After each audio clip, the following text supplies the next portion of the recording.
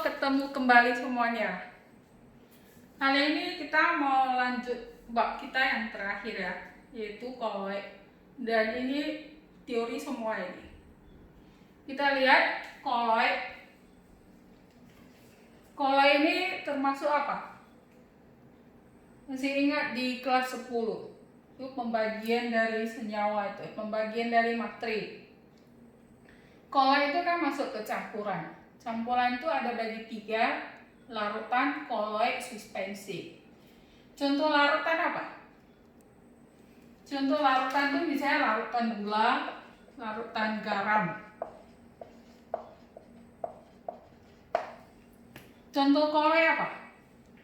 Koloid ini bisa susu, santan, keju, dan lain-lain. Contoh suspensi apa? Misalnya pasir dalam air. Jadi contoh ini kalian bisa lihat apa beda larutan, koloid, suspensi. Dari kejernihannya macam mana? Larutan garam jernih kan? Susu, santan gimana? Agak keruh dia. Jadi pasir dalam air sebelum dia mengendap itu kan keruh dia. Perbedaan yang lain apa? Dari kestabilan. Stabilan, larutan stabil, koloid stabil, suspensi tidak stabil. Kalian bisa juga lihat di bulet kalian ya yang sudah saya kasih itu. Beda larutan, koloid, suspensi. Yang terutama perbedaannya apa? Ukuran partikelnya. Yang paling halus itu larutan, yaitu lebih kecil dari 1 nanometer. Kalau koloid ukuran partikelnya antara 1 sampai 100 nanometer. Kalau suspensi lebih besar dari 100 nanometer. Jadi yang paling halus larutan, koloid di tengah, paling kasar suspensi. Apa lagi perbedaannya? Yaitu dari penyaringan. Garam bisa nggak disaring? Larutan garam, larutan gula, nggak bisa kan? Koloid, santan bisa disaring. Itu nggak bisa ya, tapi kalau dengan penyaring ultra bisa ya. Suspensi dapat disaring. Jadi itu perbedaan-perbedaan larutan, koloid, suspensi. Sekarang kita mau lihat untuk khusus koloid ya. Seperti larutan. Larutan itu ada 2 komponen, zat terlarut dan pelarut. Di koloid juga sama, tapi namanya bukan zat terlarut atau pelarut ya. Tapi di sini fase terdispersi, fase pendispersi. Kita lihat berdasarkan fase terdispersi dan pendispersi, koloid ada dibagi 8. Yaitu ada padat dalam padat, padat dalam cair, padat dalam gas. Cair dalam padat, cair dalam cair, cair dalam gas. Kemudian gas dalam padat, gas dalam cair. Ini kenapa tidak ada gas? Ini ada padat cair gas, padat cair gas. Ini kenapa tidak ada? Karena gas dalam gas itu bukan koloid, tetapi larutan. Ya, jadi supaya kalian lebih mudah hafal ya, saya susun seperti ini. Kalian ingat aja yang tengah ini, yang cair ini. Maka ini disebut sol. Ini emulsi. Kemudian ini buih. Ingat ini 3 aja, yang lain sudah mudah. Maka ini tinggal ganti, ini sol padat, ini emulsi padat,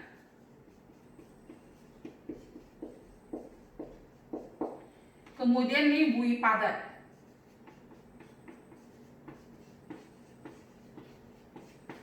Tinggal 2 lagi apa? Padat dalam gas, cair dalam gas. Ini dua-dua disebut aerosol. Ini juga aerosol. Karena ini padat dalam gas, maka ini disebut aerosol padat. Ini cair dalam gas, aerosol cair.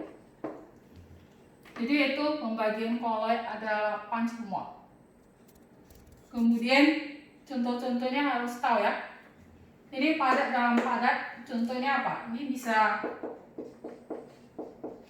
kaca berwarna. Ini padat dalam cair, ini bisa cat, darah. Kemudian ini padat dalam gas, ini bisa asap, debu di udara. Ini cair dalam padat, emulsi padat, ini bisa margarin, keju. Cair dalam cair, emulsi ini bisa susu, santan. Kemudian cair dalam gas, ini bisa kabut. Kemudian gas dalam padat, ini bisa batu apung.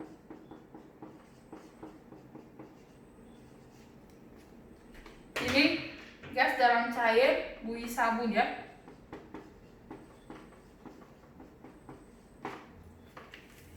Jadi ini kalian jangan asal hafal aja. Seperti ini ya. Asap, debu. Ini pernah lihat asap kan? Yang warna hitam itu. Warna hitam itu apa? Yaitu karbon. Karbon di udara. Berarti padat dalam gas. Atau ini kabut. Kabut ini apa? Kabut itu berarti air di udara.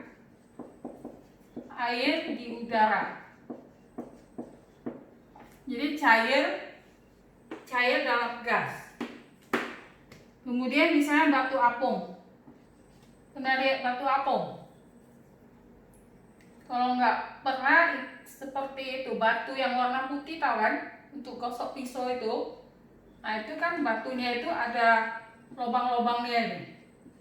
Lubang-lubang ini apa? Berarti udara. Udara di luarnya baru padat ya. Jadi gas dalam padat. Ini ya, gas dalam padat ya. Kemudian buih sabun juga. Buih sabun, tahu kan bola-bola buih sabun itu. Di dalamnya apa? Di dalamnya udara. Baru air sabunnya itu. Jadi gas dalam cair. Jadi jangan asal menghafal aja, harus tahu itu. Seperti darah ini apa? Ini kan keping-keping darah. Jadi padat dalam cairan tubuh, Jadi padat dalam cair. Jadi harus tahu baru nanti kalau ada soal-soal di luar contoh ini kita bisa jawab. Misalnya saya tanya, mutiara termasuk apa? Mutiara masuk kemana? Mutiara itu pernah lihat mutiara? Di dalamnya itu apa? Dalamnya ini ada cairannya. Dia cair dalam padat. Cair dalam padat. Emulsi padat ya. Ya. Kalau ditanya roti masuk apa? Roti kan ada lubang-lubangnya itu. Berarti gas. Gas dalam padat. Buih padat ya. Jadi jangan asal menghafal aja ya. Harus tahu itu. Selanjutnya kita mau lihat. Selain 8 macam koloid itu, ada lagi koloid yang disebut gel. Gel ini apa? Contoh gel apa? Gel itu agar-agar. Pernah masak agar-agar kan? Jadi kita taruh agar-agar, tepung agar-agar dalam air, itu disebut salt sebelum dipanaskan. Padat dalam cair, salt dia. Setelah kita panaskan jadi agar-agar. Jadi apa dia? Karena tepung agar-agarnya itu dia mengabsorpsi airnya, maka dia menjadi gel. Jadi jet itu adalah sol, tetapi terdispersinya itu sudah mengabsorpsi pendispersinya. Jadi itu termasuk sol dia. Selanjutnya nanti emulsi. Emulsi itu ada emulsi minyak dalam air, air dalam minyak. Kalau minyak dalam air berarti dia bisa tercuci dengan air.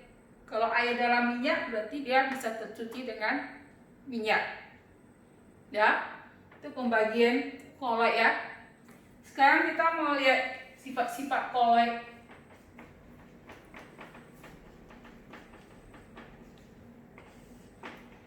Yang pertama itu efek Tyndall. Efek Tyndall ini apa? Yaitu penghamburan cahaya. Penghamburan cahaya oleh partikel koloid.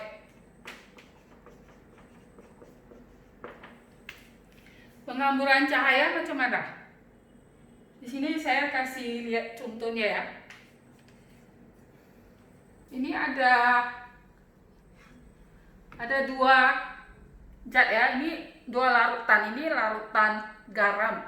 Sedangkan ini air sabun. Berarti ini larutan, ini koloid. Jadi kita lihat efek Tyndall ya. Ini untuk larutan. Lihat nggak nampak apa-apa, cuma terang aja ya. Ini nampak jalannya sinyal, ada kan?